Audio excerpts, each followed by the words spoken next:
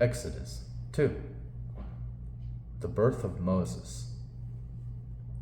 About this time, a man and woman from the tribe of Levi got married. The woman became pregnant and gave birth to a son.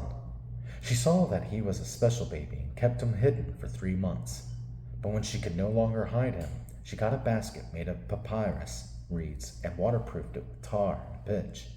She put the baby in the basket and laid it among the reeds along the bank of the Nile River. The baby's sisters then stood at a distance, watching to see what would happen to him. Soon Pharaoh's daughter came down to bathe in the river, and her attendants walked along the riverbank.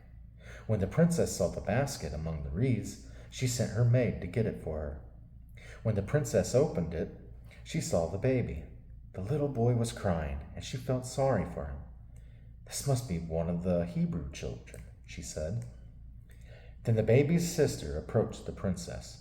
"Should I go and find one of the Hebrew women to nurse the baby for you?" she asked. "Yes, do," the princess replied. So the girl went and called the baby's mother. "Take this baby and nurse him for me," the princess told the baby's mother. "I will pay you for your help." So the woman took her baby home and nursed him. Later, when the boy was older, his mother brought him back to Pharaoh's daughter, who adopted him as her own son. The princess named him Moses, for she explained, "I lifted him out of the water." Moses escapes to Midian. Many years later, when Moses had grown up, he went out to visit his own people, the Hebrews, and he saw how hard they were forced to work. During his visit, he saw an Egyptian beating one of his fellow Hebrews. After looking in all directions to make sure no one was watching, Moses killed the Egyptian and hid the body in the sand. The next day, when Moses went out to visit his people again, he saw 2 Hebrew men fighting. "Why are you beating your friend?" Moses said to the one who started the fight. The man replied, "Who appointed you to be our prince and judge? Are you going to kill me as you killed that Egyptian yesterday?" Then Moses was afraid, thinking, "Everyone knows what I did." And sure enough, Pharaoh heard what had happened, and he tried to kill Moses. But Moses fled from Pharaoh and went to live in the land of Midian. When Moses arrived in Midian, he sat down beside a well.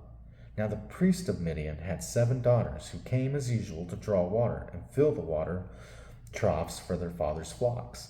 But some other shepherds came and chased them away.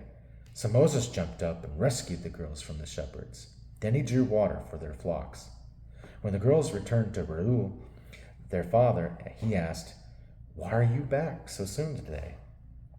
"An Egyptian rescued us from the shepherds," they answered, "and then he drew water for us and watered our flocks." "Then where is he?" their father asked. "Why did you leave him there? Invite him to come eat with us."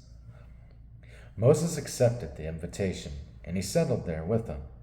In time, Reuel gave Moses his daughter Zipporah to be his wife. Later she gave birth to a son, and Moses named him Gershom, for he explained, "I have been a foreigner in a foreign land." Years passed, and the king of Egypt died, but the Israelites continued to groan under their burden of slavery. They cried out for help, and their cries rose up to God. God heard their groaning, and he remembered his covenant promise to Abraham, Isaac, and Jacob. He looked down on the people of Israel and knew it was time to act.